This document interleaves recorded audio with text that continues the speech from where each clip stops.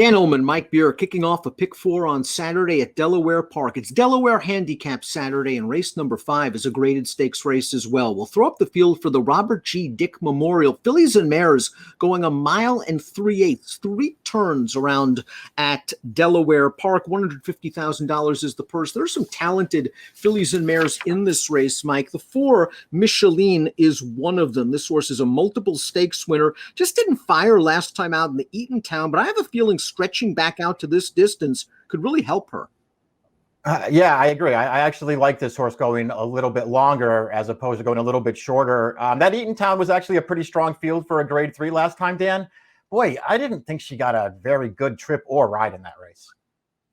We'll throw up the Timeform US pace projector because she might get a little bit of setup in here. Now, Timeform US believes that this pace will be run at a red bar situation, and I'm not sure what happened with Delika last time, whether she was just a runoff or whether she was on a mission.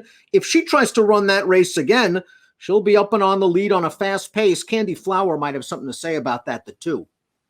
Yeah, I mean, I'm sure Candy Flower is going to go forward in here. Delika did feel like maybe she just got a little bit too worked up last time and ran off on that field. I don't expect them to do that again, but she should be forward in here. I'll be honest, I'll be shocked if there's a fast pace in this race.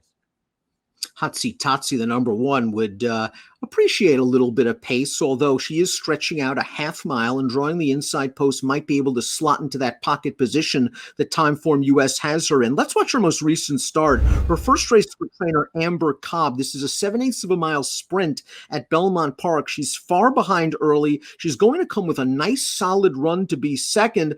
All in all, a good effort. This is a little bit of a reach, though, from a class standpoint.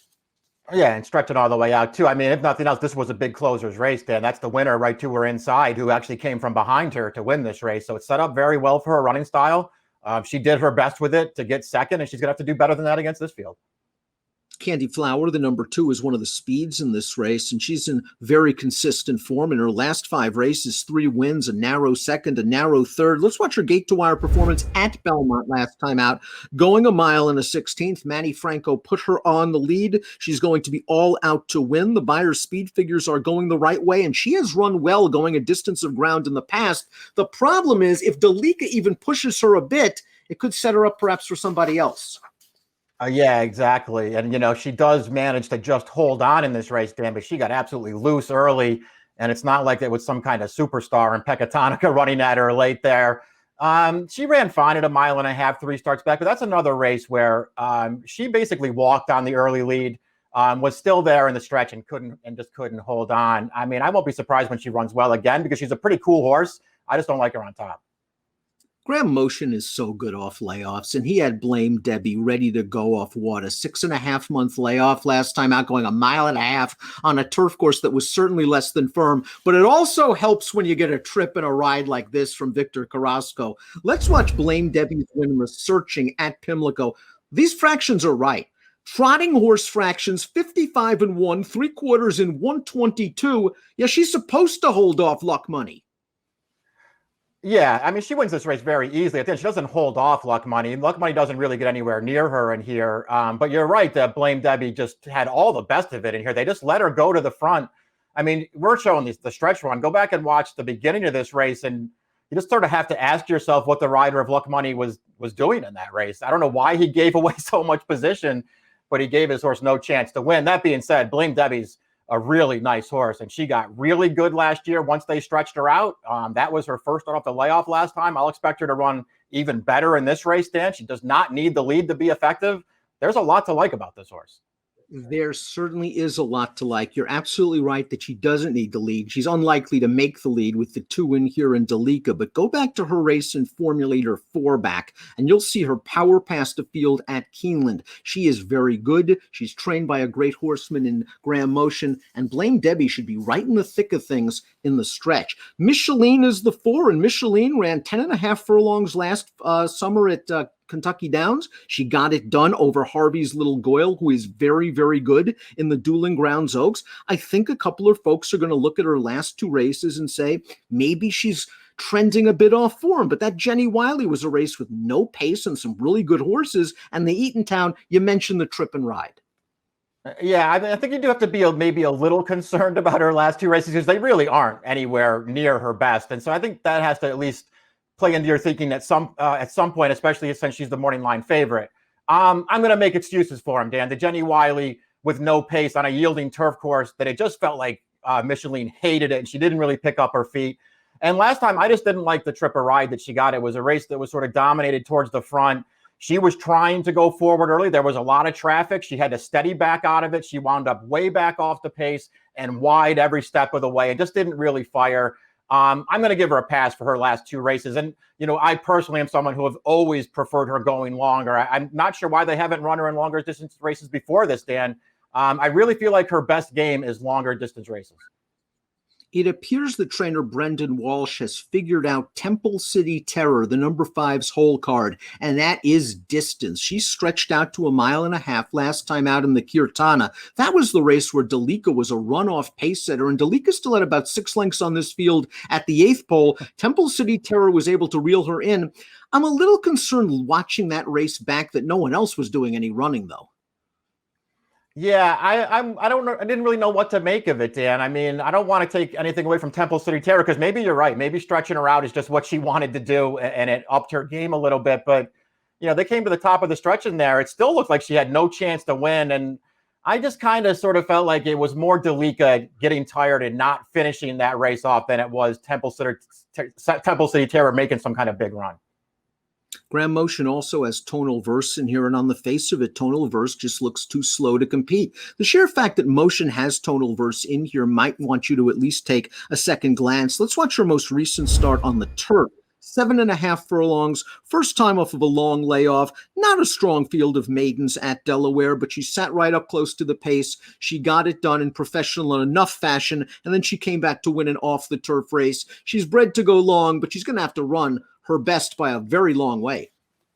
Yeah, I mean, it just seems like she's in way too tough in a race like this. But you're right that just the fact that Motion enters her here could say something about her. She is 2 for 2 this year, 2 for 2 at Delaware.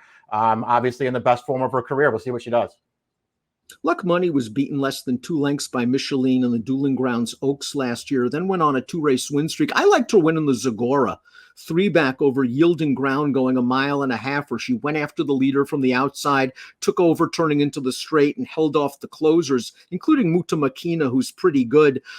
We saw her finish second in the searching, and I kind of agree with you that maybe that trip didn't work out for her. She broke pretty sharp, and she was rated off the pace, and then it looked like she was even blind switched a bit, entering the backstretch the final time. It was also her first race for Arnaud de la Cour in about 5.5 months. I think she'll be sharper for this. Yeah, I mean, I think she could run better in here as well, and she just didn't really have much of a chance last time, considering the ride that she got and the way that race developed in front of her. I thought all in all she ran fine. I could kind of go either way on her, Dan. If she's going to be the 10-1, the morning line has her. I have no argument with her, and I would certainly want to use her somewhere. Her Zagora last year is the race that I just have a tough time getting behind. She ran fine in there. But Muta Makina was, 5 lengths the best in there and just got such a terrible trip that it allowed this horse to win. That doesn't, take too much away from Luck Money. She is what she is, and she can get that kind of a trip every time. Delika is the number 8. Yes, you're not reading that form wrong. She opened up 15 lengths on the field in the backstretch of the 1.5 mile Kirtana, and she took him down to inside the 16th pole before understandably tiring and being run down by Temple City Terror. And her race 2 starts back, she made a little bit of an early move in the Bewitch, and that horse that beat her, Warlike God, is very, very good. So she is in good form. She has tactical speed. She doesn't need the lead. And I think if she settles this time around, she's sitting second off Candy Flower, ready to pounce. Yeah, that's what I thought too. I think she's pretty dangerous in here. I can't say that I'm a huge fan of this horse, but she's kept good company. She's acquitted herself pretty well against those good horses, and it feels like she's going to get a different trip this time than whatever was going on last time, where I guess she just ran off. Let's talk about trips with the 9 La Dragon team, Mike. She won her North American debut at 1.25 miles. Distance really is her friend, and she was able to show speed, which is sometimes a rarity for these European invaders. Clement cut her back to 1.16 miles. A, the distance might have been sharp. B, she didn't really have the cleanest journey. Yeah, she didn't. If you go back and watch the replay of that race, they did rate her from the start, too. It's not like she had any kind of trouble. They just didn't go forward with her early in the race. And then when they came to the stretch, Rosario decided to stay in with her, and she just really never came clear in the race. To me, it was hard to tell what she was going to do, but she certainly didn't have a clean run. When she won off the layoff two-back going 1.25 miles, I mean, she basically got loose on the lead in there and took no pressure, but she was also pretty impressive winning, I thought, Dan. Confident ride all the way, ridden out at the end. This filly could be okay.